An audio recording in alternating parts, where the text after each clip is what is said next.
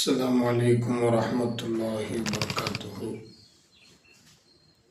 அன்பார்ந்த இஸ்லாமிய உறவுகளே, பொதுமக்களே, பெரியோர்களே, தாய்மார்களே, சகோதர சகோதரிகளே, அல்லாஹ்வுடைய மிக பெரும் பேரருளால் ஷவ்வால் மாதம் துவங்கி ஒரு 14 நாட்களை நாம் கடந்து விட்டோம். ஷவ்வால் மாதம் அதுவும் பரக்கத் பொருந்திய ஒரு மாதம்தான். ஏன்னா ஒரு சில விஷயங்களை நாம் செய்கின்ற பொழுது அந்த விஷயத்தில் முதல்ல அல்லாஹ் தஆலா நம்முடைய நியத்தை தான் நோட்டமிடுவான். இன்னல்லாஹ் லா யன்துரு இலா சுவரிக்கும் அம்வாலிக்கும், நிச்சயமாக அல்லாஹ் தஆலா உங்களுடைய தோற்றத்தையும் உங்களுடைய பொருளாதாரத்தை பார்க்க மாட்டான். என்றாலும் நிச்சயமாக அல்லாஹ் தஆலா உங்களுடைய உள்ளத்தை மட்டுமே அவன் நோட்டமிடுகிறான். உங்களுடைய உள்ளத்தை தான் அவன் பார்க்குறான். புரியுதா?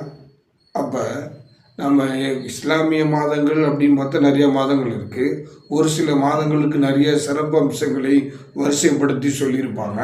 ஒரு சில மாதங்களை ஏதோ 1 2 அப்படிங்கிற அந்த விஷயத்தை மட்டும் ஒரு மேலோட்டமாக சொல்லியிருந்தாலும் அதை நம்ம பெருசுப்படுத்தக்கூடாது. அப்போ இந்த மாதத்தில் அந்தளவுக்கு என்னமோ விஷயம் எதுவும் இல்லை போல இருக்குது அப்படிங்கிற மாதிரி அப்படி அந்த மாதத்தை ஒரு தரக்குறைவாக நினைப்பது, இழிவாக நினைப்பது இப்படிங்கிறது மனித குணத்தில் அது கட்டுப்பட்டதாக இருந்தாலும் நாம் அதை அவாய்ட் பண்ணி ஆகணும் அப்படிங்கிறது அந்த விஷயத்தை மட்டும் முதலில் நாம் மனதில் பதிவு செய்ய வேண்டும்.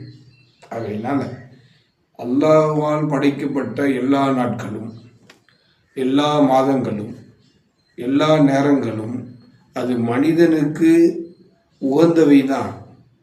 ஆனால் மனிதன் அது நல்ல விதமாகவும் கெட்ட விதமாகவும் பார்ப்பதும், அதை அவன் அபசகுணமாக கருதுவதும், அது ஒரு சில மனிதர்களுக்கு என்ன ஆகிடுது அப்படின்னா, சொல்லுவாங்க இல்லையா, எண்ணம் போல் வாழ்க்கை அப்படின்வாங்க. எண்ணம் போல் வாழ்க்கை, எண்ணம் தான் வாழ்க்கை. அப்போ நம்ம எதை எண்ணுகிறோமோ அந்த விஷயம்தான் அது நம்முடைய வாழ்க்கையாகவே அமையுது. அப்படிங்கும்போது முதல்ல எண்ணம் சரியாக இருக்கணும் அப்படிங்கிறத மட்டும் இந்த அதாவது ரசூலுல்லாஹ்வுடைய ஒரு ஹதீஸ் நமக்கு நினைவு வருது.